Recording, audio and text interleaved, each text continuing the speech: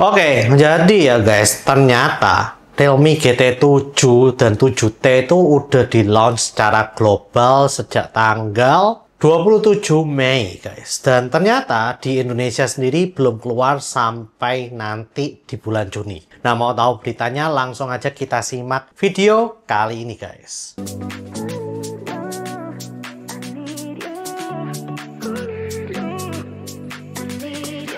Yo guys, balik lagi dengan video di sini dan kali ini kita akan membahas tentang Realme GT7 dan juga 7T. Oke, di video kali ini saya akan mencoba untuk memberikan kira-kira apa sih spesifikasi dari Realme GT7 dan juga 7T. Nah, yang untuk versi Indonesia sendiri guys, ternyata Realme GT7 itu baru akan diluncurkan tanggal 3 Juni 2025. Nah, itu masih nggak tahu apakah itu hanya launchingnya atau memang sekaligus peririsannya di Indonesia. Tapi kayaknya bakalan ada video launchingnya juga untuk memperkenalkan Realme GT7 itu di Indonesia lagi. Ya mungkin nanti bakalan ada YouTube-nya lagi deh untuk launching di Indonesia. Nah, langsung aja kita bahas ke spesifikasi dari Realme GT7. Yang menurut saya Realme GT7 ini lumayan oke ya secara spesifikasi, tapi ada beberapa hal yang agak disayangkan karena kok tidak dimasukkan di Indonesia guys. Oke, Realme GT7 ini menggunakan MediaTek Dimensity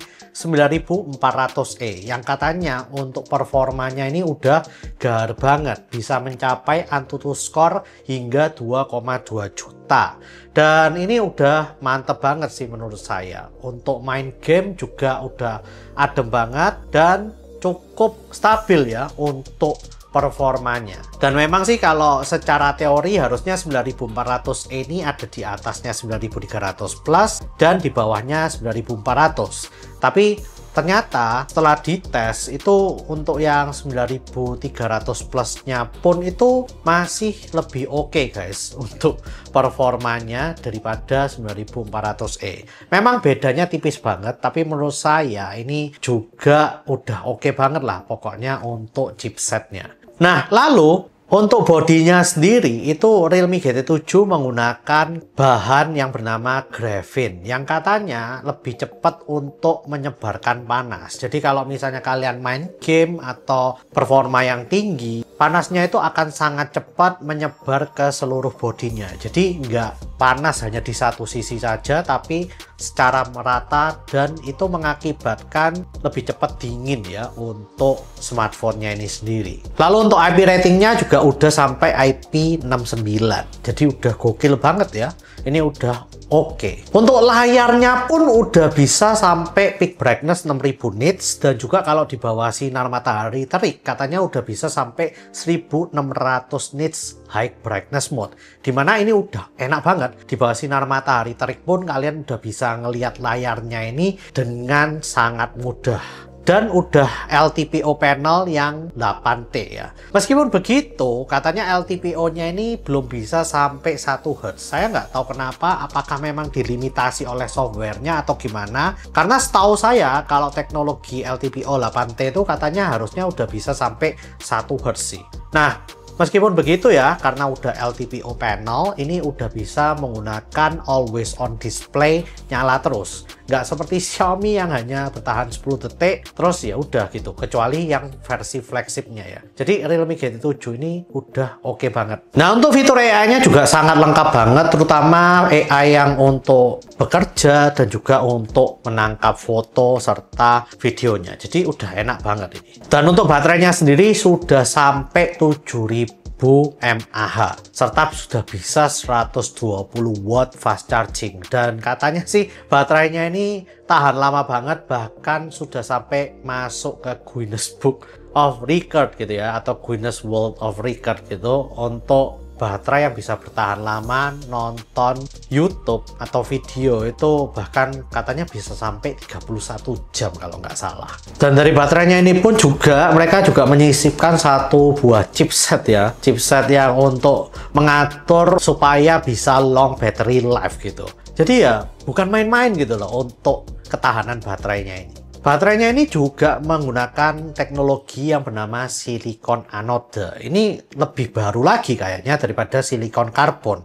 Karena sekarang baterainya udah gede-gede tapi masih menggunakan teknologi yang sama semua, yaitu silikon karbon guys. Tapi ini silikon anode ya, jadi agak beda. Saya nggak tahu yang mana yang lebih bagus, tapi yang pasti harusnya ini teknologi yang hanya dipakai di Realme GT7 ini untuk saat ini. Nah, untuk kamera belakangnya ini ada 3 ya. Yang pertama adalah main kamera yang menggunakan Sony IMX906 yang udah ber-OIS. Lalu juga ada kamera telefoto yang udah 50 megapiksel. Ini bisa 2 kali zoom. Lalu juga ada kamera ultra wide sebesar 8 megapiksel guys. Jadi untuk urusan kamera belakangnya udah enak banget dan lengkap banget. Untuk kamera depannya pun sudah 32 megapiksel selfie kamera. Dan dari semua hasil tes saya lihat dari beberapa channel YouTube seperti Gadgetin atau Jagat Review, ini sudah bisa rekaman hingga 8K 30 fps kalau nggak salah. Dan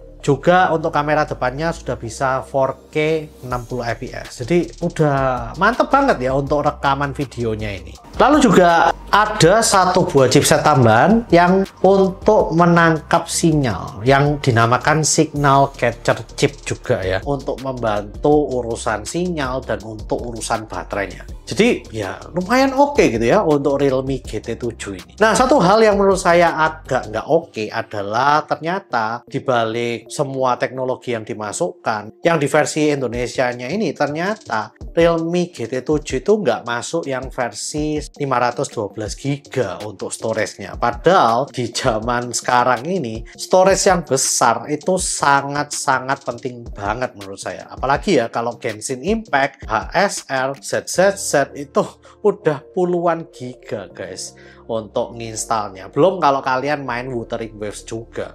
Belum kalau kalian udah foto-foto, rekaman video sampai 8K dan lain-lain, itu udah 256 GB itu udah nggak cukup banget. Dan juga dia sayangnya tidak memiliki micro SD card slot. Jadi cuman dual SIM card slot dan belum bisa untuk eSIM juga. Ini adalah beberapa hal yang kurang dari Realme GT7 guys menurut saya. Nah, lalu kita akan masuk ke Realme GT7T. Yang fiturnya itu lumayan mirip-mirip. Ada perbedaannya itu hanya di sisi chipsetnya yang menggunakan MediaTek Dimensity 8400 Max. Dan juga untuk kameranya di bagian belakang dia menggunakan dual kamera ya, bukan triple kamera. Nah, untuk dual kameranya sendiri pun dia menggunakan main kamera Sony IMX896 yang udah ber-OIS. Dan ini agak sedikit downgrade dikit lah ya dari Realme GT7. Lalu dia juga ada ultra wide kamera sebesar 8 megapiksel. Jadi untuk telefotonya ini yang nggak ada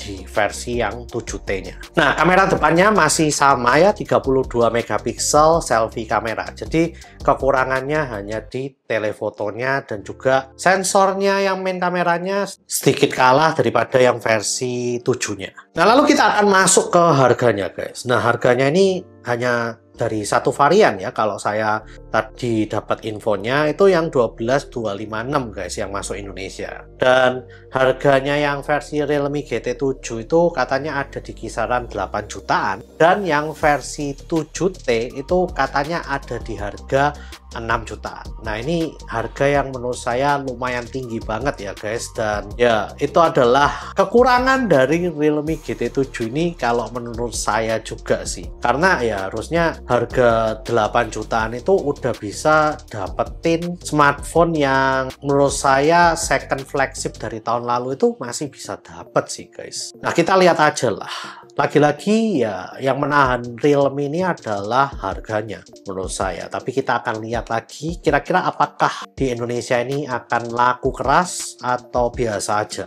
Nanti untuk hari-hanya kita akan pantau guys, kira-kira apakah laku atau enggak di Indonesia. Nah, kesimpulannya Realme GT7 series ini menurut saya itu menarik banget. Tapi untuk harganya sendiri dengan satu varian yang masuk di Indonesia yaitu 12 GB 256 GB, menurut saya ini agak sedikit overpriced. Mungkin kalau harga 8 jutaan kalian dapatnya yang 12 GB 512 GB storage, ini masih lumayan oke banget ya untuk harganya. Tapi karena hanya 256 GB, ini menurut saya agak overpriced banget, dan buat orang yang suka storage, terutama orang Indonesia, ini akan menjadi deal breaker banget ya. Dan banyak orang bakalan menunggu smartphone lain di harga segitu yang bisa menawarkan storage hingga 512 GB ataupun lebih sih. Ya, mungkin itu aja sih yang ingin saya share pada kalian di hari ini. Please share dan subscribe jika kalian suka dengan video kali ini. Komen jika kalian ngobrol-ngobrolin tentang Realme GT 7 series. See you guys di video selanjutnya. Ya, saya nggak sempat ngomongin yang Aston Martin sih. Karena saya tahu yang biasa aja udah mahal. Kalian nggak mungkin gitu loh mau beli yang Aston Martin. Karena pasti tambah mahal. Mungkin kalau kalian kolektor kali ya, baru kalian mau beli. Ya nggak tahu juga apakah yang Aston Martin bakal masuk. Nggak ngerti juga sih.